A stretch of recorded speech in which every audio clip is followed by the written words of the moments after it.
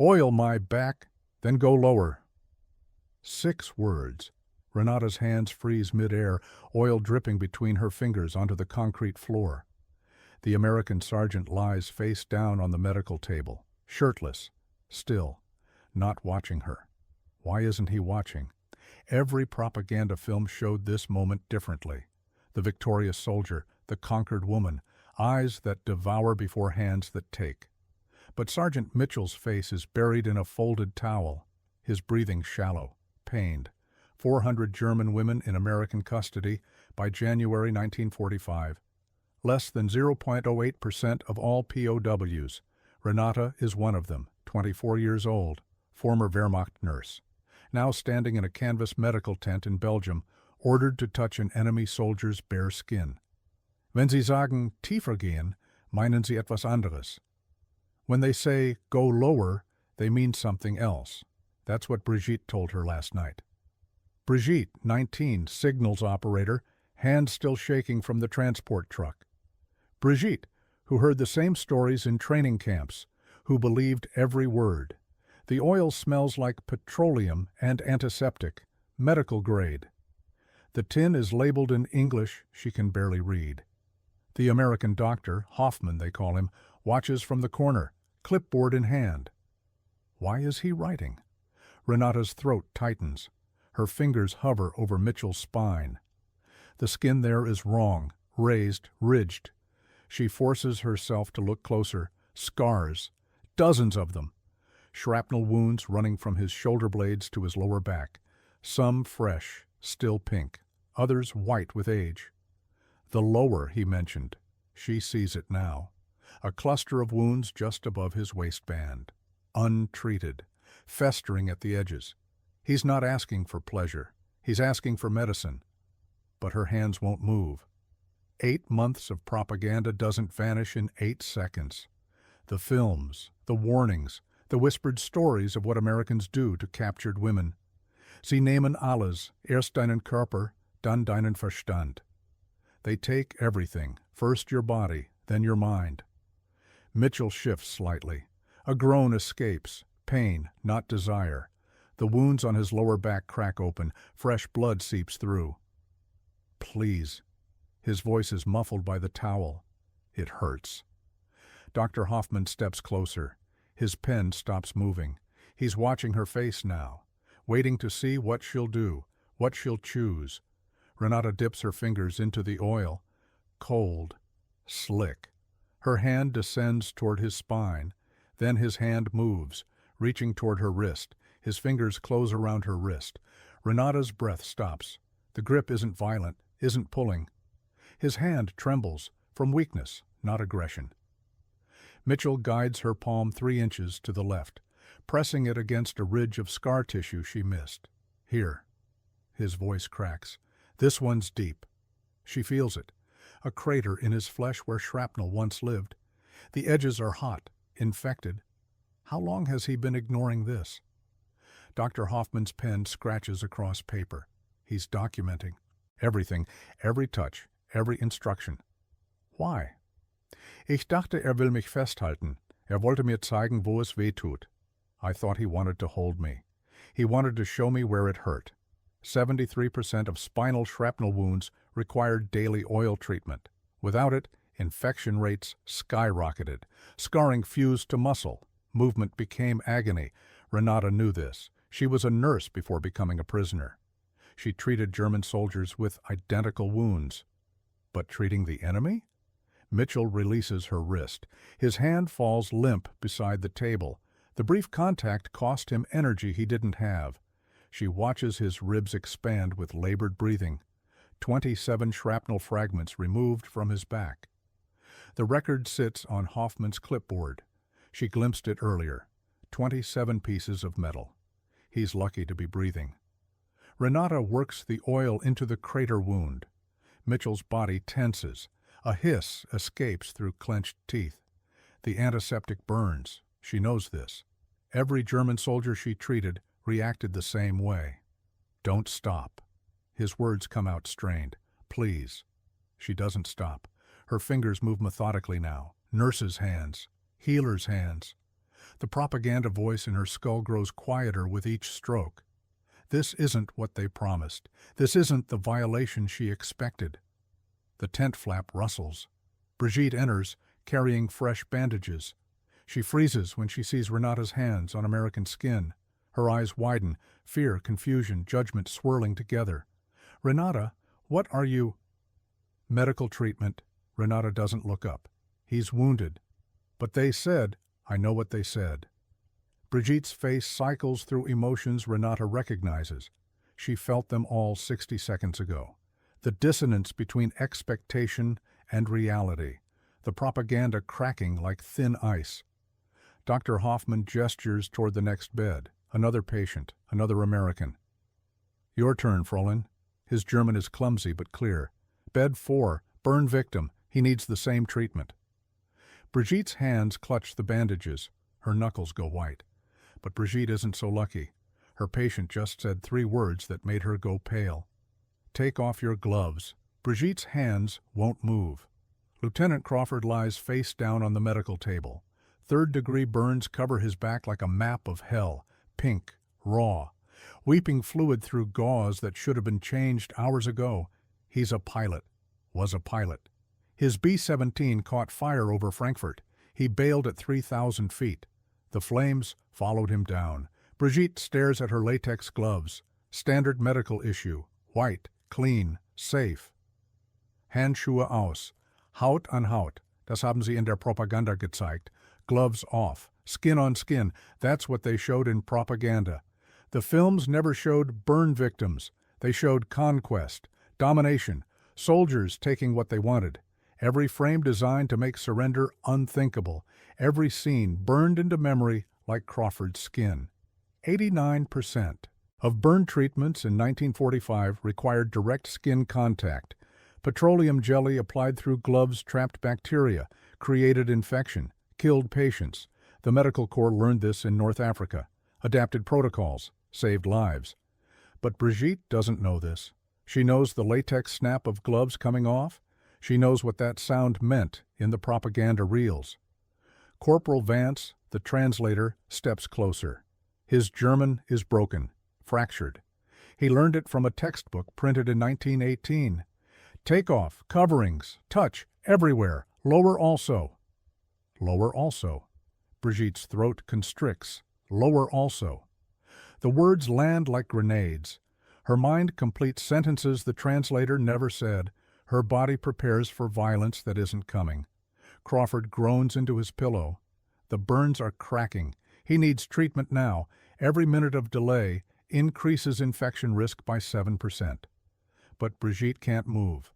"I don't—" She switches to German, forgetting Vance can't follow. "Ich kann nicht. Das ist—" "Medical." Renata's voice cuts across the tent. Calm, steady. "It's medical, Brigitte. Look at his back. Actually look." Brigitte forces her eyes to the burns, really sees them for the first time. The destruction, the agony mapped across his spine, the flesh that will never fully heal. Crawford isn't a threat. He's barely conscious. His fingers grip the table edge, not reaching for her, but anchoring himself against pain. His wedding ring catches the lamplight. Gold band. Inscription she can't read. Hat jemanden, der auf ihn wartet. He has someone waiting for him. Brigitte's gloves peel off, slowly, one finger at a time. The latex snaps. She looks at the burns. They're everywhere. She'll have to touch every inch. And she has no idea what she's actually looking at. The burns cover his entire back. Brigitte's bare fingers hover, shaking. Petroleum jelly sits in a tin beside the table. Medical grade, same as Renata's oil, same purpose. Healing, not violation. But the distance between knowing and believing stretches infinite. Sister Marguerite appears beside her, Red Cross armband. American accent softened by years in French hospitals. 41 years old, hands steady as stone. Like this, she demonstrates on her own forearm, gentle circles, even pressure. The jelly creates a barrier, prevents infection, promotes healing. Sie sagte, überall anfassen, und ich wartete auf das Schlimmste. Das Schlimmste war, dass ich ihm helfen musste. She said, "Touch everywhere," and I waited for the worst. The worst was that I had to help him. 67%. That's the infection rate for untreated burns in 1945. With petroleum treatment, it dropped to 12%. The difference between life and death measured in jelly and bare hands. Brigitte scoops petroleum onto her fingers, cold, thick. It oozes between her knuckles like something alive. Crawford's breathing grows more ragged. He's been waiting too long already. Her first touch lands between his shoulder blades. His body jerks. A muffled groan escapes. Brigitte almost pulls back, but Sister Marguerite's hand presses her forward. "Don't stop. He needs continuous coverage." The burns extend down his spine, lower, past his ribs, toward his waistband. Every inch requires treatment. Every inch requires her hands on his bare skin. Tiefer. Lower. The translator's word echoes. But now she understands. Lower meant lumbar. Lower meant kidneys. Lower meant the cluster of burns above his hip where fire ate through flight suit fabric. Not what propaganda promised. Never what propaganda promised. Crawford's fingers release the table edge. His grip loosens. The treatment is working, the petroleum cooling the burns, sealing the wounds from air and bacteria. "I'm sorry." His voice emerges unexpected, weak, cracking. Brigitte's hands pause. "What?" "This, making you—" He can't finish. His throat catches. He's apologizing. The burned man, the suffering man, apologizing for needing help. Entschuldigt sich bei mir. Ist der Verwundete. He's apologizing to me. He's the wounded one. Sister Marguerite nods toward the tent flap. More patients coming. Convoy from Bastogne. 27 wounded.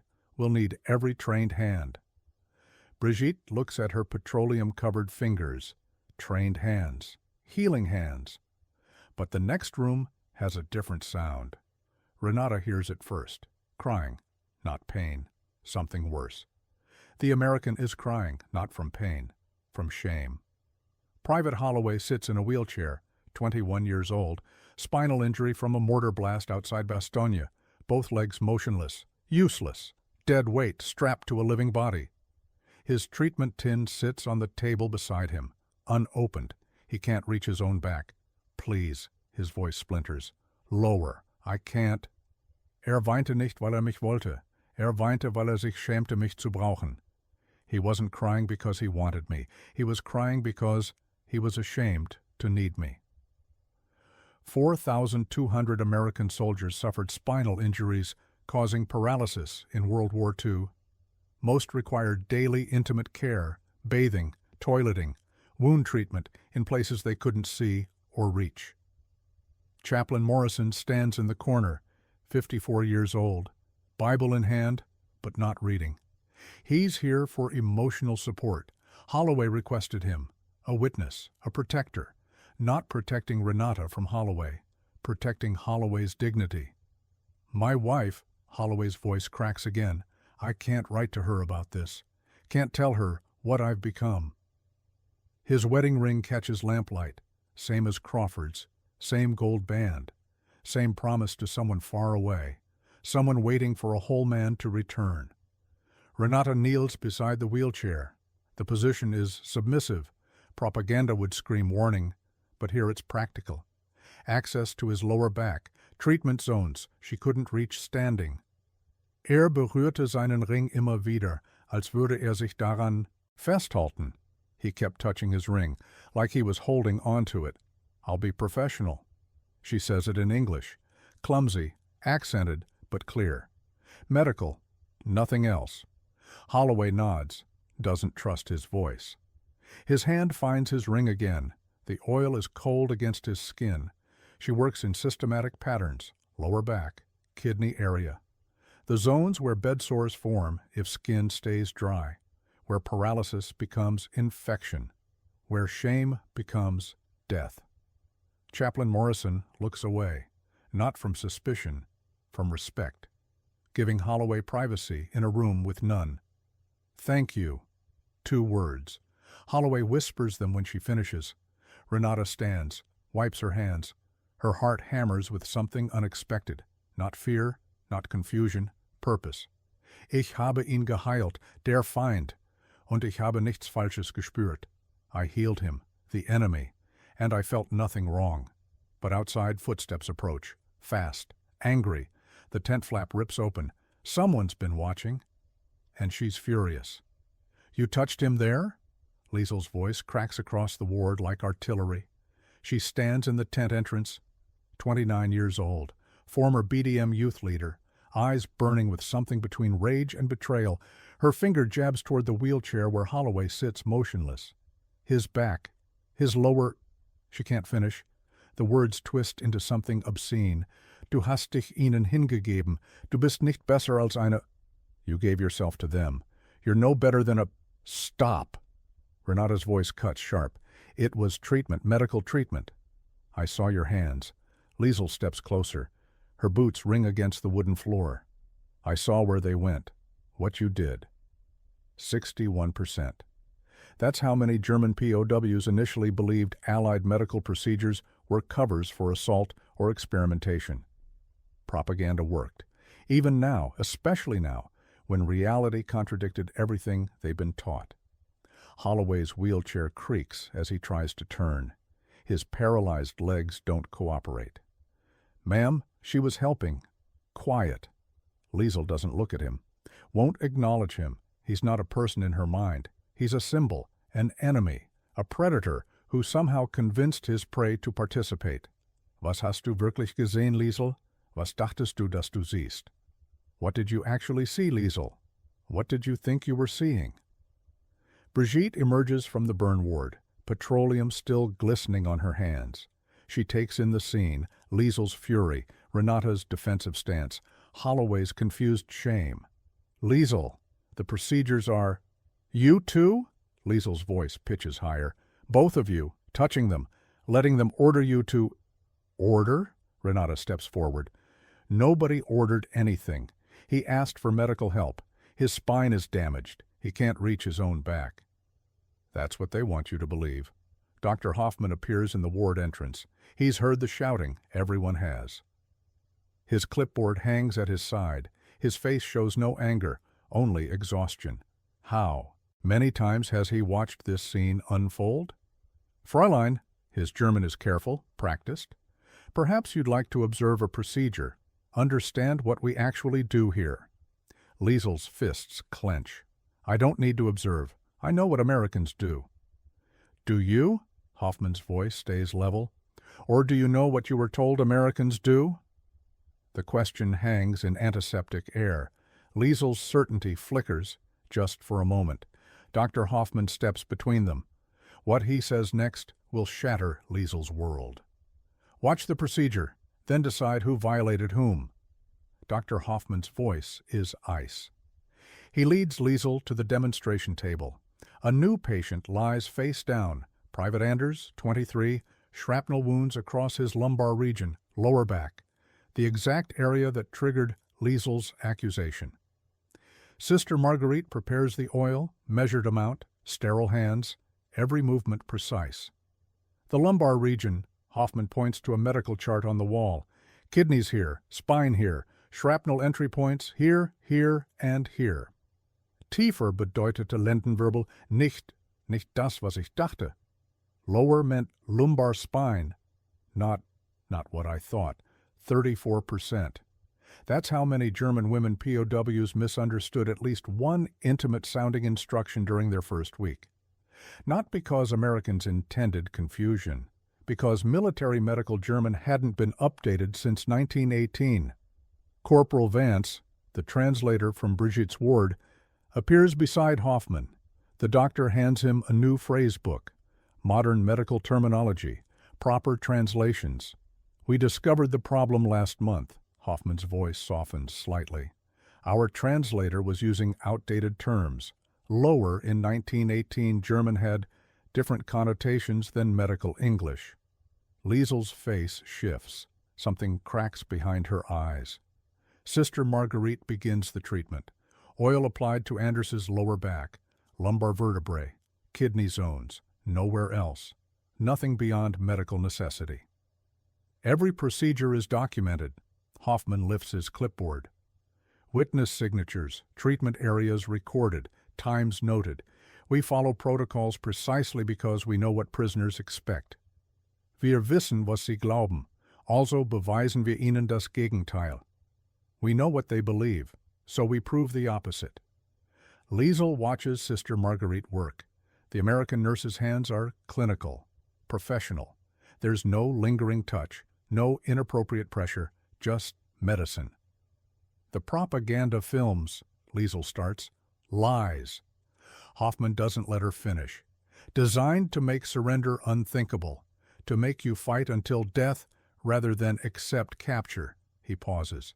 They worked on you. Almost. Anders groans slightly as treatment reaches a deep wound.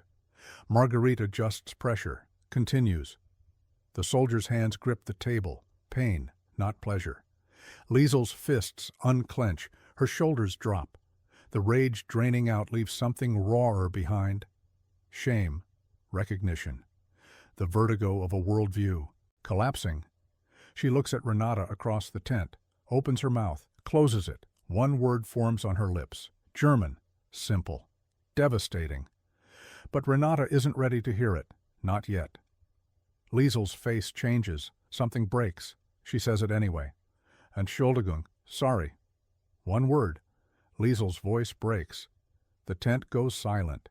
Even the wounded seem to pause their breathing. Renata stands frozen. She spent 6 years in a world where admitting mistakes meant weakness, where ideology trumped evidence, where sorry was surrender. Ich habe geglaubt, was sie mir erzählt haben. Ich habe nie gefragt, was wahr ist. I believed what they told me. I never asked what was true. Liesel's hands hang at her sides. The fists are gone. So is the certainty that fueled them. She looks diminished somehow, smaller, without the armor of propaganda. I saw you touching him, her voice steadies slightly, and everything they taught me, every film, every warning, it all screamed at once. I didn't see a nurse, I saw a traitor. Renata exhales slowly. And now? Now I see someone who knew more than me, who chose evidence over stories. 1,200 German POWs volunteered for Allied medical assistance roles by war's end.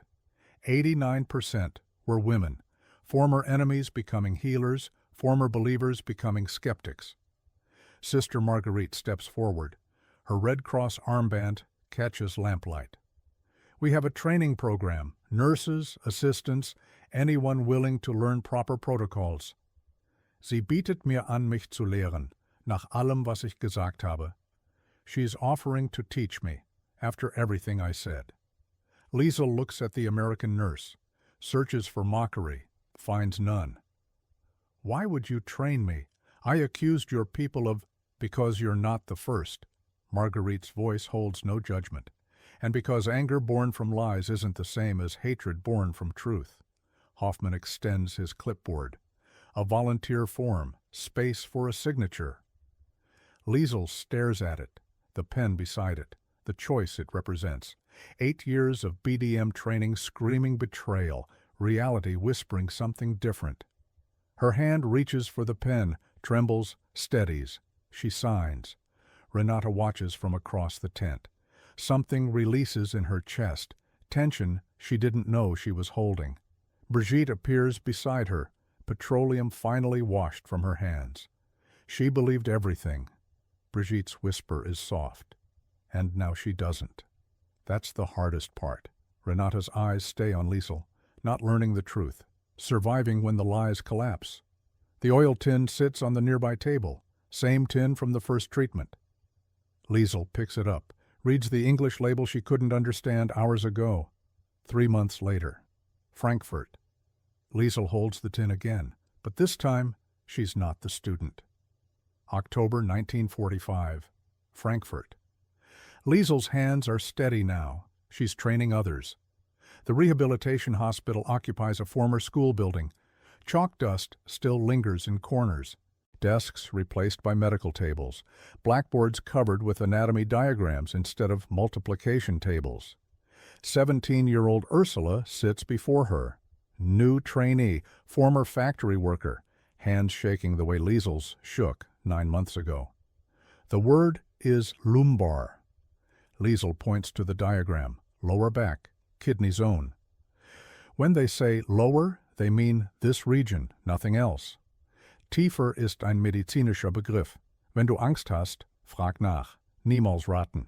Lower is a medical term. If you're scared, ask, never guess. 3,400 former German POWs worked in Allied medical facilities by 1946. Liesel trained 89 of them. Each one arrived with the same fears, the same propaganda scars, the same flinch when male patients requested intimate area treatment. Ursula's fingers trace the diagram. Her nail pauses at the lower back. And if they say, touch everywhere, then you touch everywhere that requires treatment. Liesel's voice stays level. Burns, wounds, bed sores. You document every contact. A nurse witnesses every procedure. Nothing happens alone. Renata appears in the doorway. 25 now, head nurse of the rehabilitation ward. The oil tin sits on her office shelf, same tin from Belgium, same tin that started everything. Liesel. Her voice carries warmth that didn't exist 9 months ago. Your trainee from last week, Schmidt? She just completed her first solo procedure, perfect documentation. Sie war wie ich, und jetzt heilt sie wie ich. She was like me, and now she heals like me. Ursula watches the exchange, sees something passing between former enemies. Not friendship exactly, recognition. The bond of women who survived their own beliefs. What did you write? Ursula asks suddenly. In the training manual, the page everyone talks about.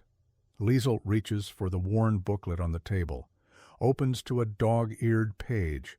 Her handwriting fills the margins around official text. Propaganda taught us that touch means violation. Medicine taught me that touch means healing. The difference is consent, documentation, witness, purpose. She pauses. They expected us to believe we were victims. We became healers instead. The oil tin catches afternoon light. Same petroleum smell, different meaning entirely. Ursula nods slowly, picks up her practice materials, begins learning what Liesel once refused to understand. But there's one person Liesel still hasn't forgiven, herself, and Renata knows what she needs to hear. You thought lower meant violation. Renata pauses. It meant healing. They stand in her office. Evening light slants through broken windows repaired with cardboard and tape. The oil tin sits between them on the desk, 9 months of fingerprints layered across its surface. Liesel stares at it. I accused you of betraying everything, called you things I can't unsay. You believed what you were taught. Renata's voice holds no accusation. We all did. 6 Worte haben mich fast zerstört. 6 Worte haben mich auch gerettet. 6 words nearly broke me. 6 words also saved me. A letter lies on the desk beside the tin. American postmark. Private Holloway's handwriting, shaky but determined. He's learning to write again. Rehabilitation. Progress. He says thank you. Renata translates for Liesel. Says the treatment prevented infection. Says he's starting physical therapy. Says, her voice catches. Says his wife visited last month. First time since the injury. 94%. That's how many German women POWs later reported their treatment exceeded Geneva Convention standards. 0 assault cases documented in American medical wards. 0. Liesel picks up the oil tin, turns it in her hands. The English label she couldn't read in Belgium. The same petroleum smell that triggered her fury. I kept thinking about that moment, her voice drops, watching you kneel beside his wheelchair, your hands on his skin. Everything I'd been taught screamed that you were surrendering something. And now? Now I know what you were giving. Liesel sets the tin down gently. Care, dignity, the choice to heal instead of hate.